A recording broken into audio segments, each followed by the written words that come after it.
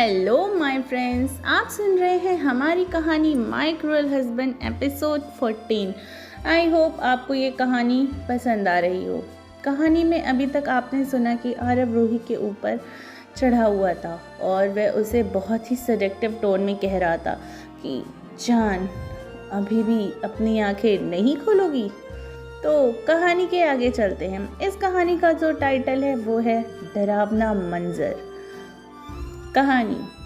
असल में आरव पहले से ही जान गया था कि रूही सोई नहीं है और वह जानबूझकर रूही के ऊपर आया था, पर रूही भी जानबूझकर अपनी आंखों को बंद करके लेटी हुई थी और सोच रही थी कि आरव को पता नहीं चलेगा। पर आरव तो किसी खतरनाक शेर की तरह था। वह दूर से ही अपने शिकारी की चाल को जान लेता कि क्या हो रहा है। उसने देखा कि रूही ने अभी भी अपनी आंखें नहीं खोली। तब आरव ने अपने मन में कहा, लेट्स प्ले द गेम। उसने रूही के ऊपर से ब्लैंकेट को हटा दिया और धीरे धीरे उसकी बॉडी से सारे कपड़ों को एक एक करके अलग करने लगा। जैसे ही आरव का हाथ रूही की स्कर्ट के पास आता है, वैसे ही झटके से रूही अपनी आंखें खोल देती है, क्योंकि वह इससे ज़्यादा बर्दाश्त नहीं कर सकती थी। लेकिन अब तो आरव पूरी तरीके से पागल हो चुका था और अब वह खुद पर अपना कंट्रोल नहीं कर सकता था।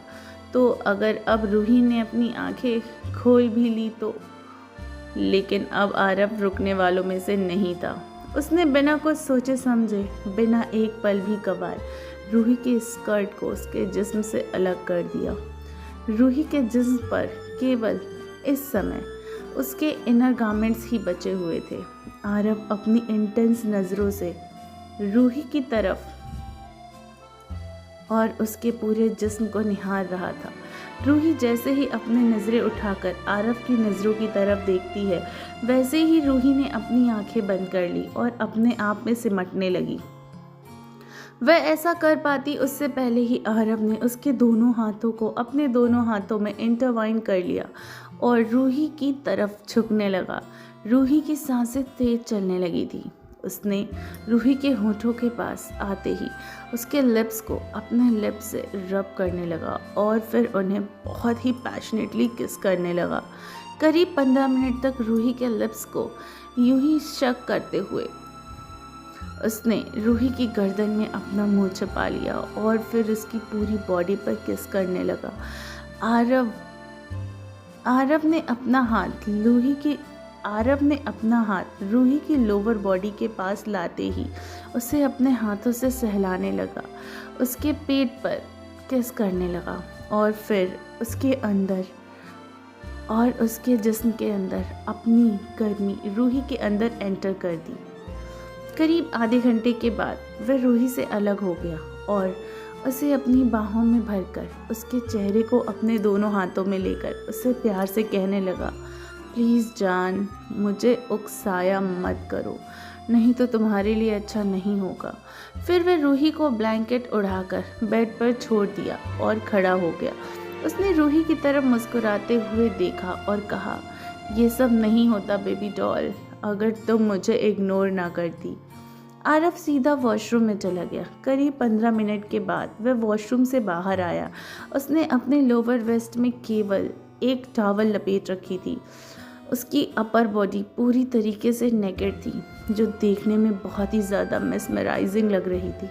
कोई भी लड़की इसे देखे तो उसके बाद वह अपना कंट्रोल खो बैठे, ऐसी लग रही थी इस समय आरव की बॉडी। आरव रूही के पास आया और उसके माथे पर किस करते कहता है, जान, अगर अब तुमने मेरी बात नहीं मानी, इससे भी बुरा हो सकता है तुम्हारे साथ। इसके बाद आरव रूम से निकल गया और उसने रूम को लॉक कर दिया और वह उतरकर नीचे आ गया। नीचे उसका पर्सनल असिस्टेंट मन खड़ा हुआ था। मन आकर आरव के कानों में कुछ कहता है। आरव ने सीमा आंटी की तरफ एक इशारा किया। आंटी आरव का इशारा समझ चुकी थी। सीमा आंटी रूही की मेड थी। आरव मन के साथ जाकर अपनी रोज रॉयल में बैठ गया। मन सड़क पर गाड़ी दौड़ाने लगा। वे सब जाकर एक सुनसान जंगल वाले इलाके में रुके। वहीं दूर एक आदमी जिसकी चीखने चिल्लाने की आवाज़ें आ रही थी। कुछ दूर पर एक फैक्ट्री में कुछ लोग एक आदमी को बांधकर उसे टॉर्चर कर रहे थे, जिसकी वजह से उसके चिल्लाने की आवाज़ दूर तक सुनाई दे रही थी। आरव मन के साथ उस फैक्ट्री के अंदर आ गया। असल में उस फैक्ट्री के अंदर बंधा हुआ आदमी आरव की ही कंपनी में काम करने वाला एक एम्प्लॉय था, जिसने आरव के साथ धोखा करने की कोशिश की थी। आरव की पर्सनैलिटी के हिसाब से आरव किसी को भी जिंदा नहीं छोड़ता था और उसने तो आरव के साथ धोखा करने की कोशिश की थी। उस आदमी का नाम राजीव खंडेवाल था। आरव ने एक प्रोजेक्ट जिसकी इंफॉर्मेशन उसकी राइवल कंपनी को दी थी, जिसका पता आरव को लग गया था। आरव राजीव को छोड़ने वाला नहीं था। वह अंदर गया और उसके साथ 2 डॉग्स भी थे, जिनके मुंह से लार टपक रही थी। जैसे अगर उसने छोड़ दिया उन दोनों को तो वह एक ही पल में उस इंसान को पूरा नोच कर खा जाएंगे। वहीं फैक्ट्री के गेट एक बूम की आवाज़ के साथ खुला और जितने भी गार्ड थे उन्होंने गेट की तरफ देखा। आरव को देखते ही सबने अपना सिर झुका लिया। राजीव, जिसकी आंखों में इस समय पट्टी बंधी हुई थी, वह डर के मारे कांप रहा था। उसने कहा, कौन है? कौन हो तुम? मैंने तुम्हारा क्या बिगाड़ा है? तुम क्यों कर रहे हो मेरे साथ ऐसा?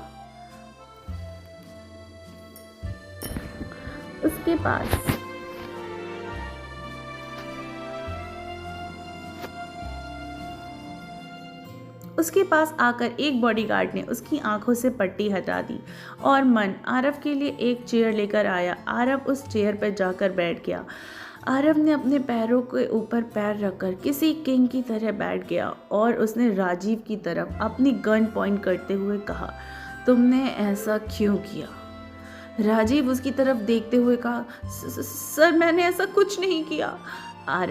आरव ने उसे दोबारा बोलने का मौका ही नहीं दिया। तभी अचानक एक गन शॉट की आवाज़ आती है। गोली सीधा राजीव के पैरों में जाकर लगी और आरव ने मन को इशारा किया। उसने दोनों डॉग्स को छोड़ दिया जो उसे नोचकर खाने लगे। आरव गन शॉट के बाद वहाँ से निकल गया। मन सीधा गाड़ी लेके आरव के ऑफिस जाने लगा। आरव ने गाड़ी सीधा ऑफिस की तरफ ले जाने को कहा और वह कंपनी के बाहर जैसे ही पहुंचा वैसे ही एक गार्ड आरव की गाड़ी के पास आया और उसने आरव की तरफ का गेट ओपन किया। आरव को देखकर पूरा ऑफिस स्टाफ अलर्ट हो गया और सभी ने अपना सिर झुका लिया। जितनी भी फीमेल एम्प्लॉयज़ थी उन्होंने दूर होना और साइड होना ही सही समझा, क्योंकि अगर आरव किसी भी लड़की का बॉडी टच भी कर लेता या कोई अगर उसे गुड मॉर्निंग भी कह देता तो वह अपनी जान गंवा सकती थी। इसीलिए आरव के आ जाने के बाद बहुत से लोग उससे दूर हो जाते थे।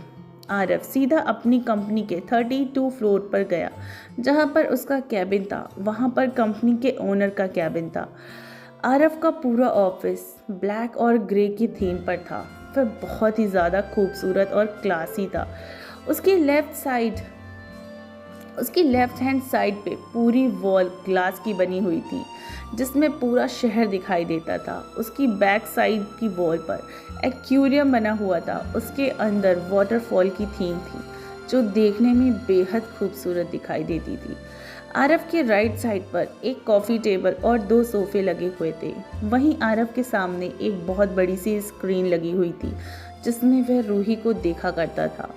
उस ऑफिस में एक सीक्रेट रूम भी था जो आरव के अलावा वहां जाने की परमिशन किसी को भी नहीं थी। इस बारे में मन को पता था पर अंदर जाने की परमिशन उसको भी नहीं थी।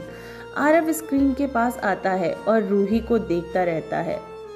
बेबी डॉल, अगर तुम मेरी बातों को अच्छे से मान लेती तो मुझे कभी भी तुम्हारे साथ ये सब नहीं करना पड़ता।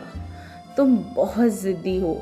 1 साल हो गया तुम्हें मेरे साथ रहते हुए, लेकिन आज भी तुमने भागने की कोशिश करना बंद नहीं किया। तुमने अपनी जान लेने की भी कोशिश की। मैं तुम्हें कभी खुद से दूर नहीं होने दूंगा। तुम्हें मुझसे कोई नहीं छीन सकता। इतना कहकर आरव शांत खड़ा हो गया। आखिर क्या करने वाला है आरव रूही के साथ? कहानी में आगे जानने के लिए आप हमारे साथ यूं ही बने रहिए। प्लीज़ मेरे चैनल को सब्सक्राइब करिए। बहुत जल्द ही मिलूंगी इसके अगले एपिसोड के साथ, सिर्फ टिनी FM जान के साथ।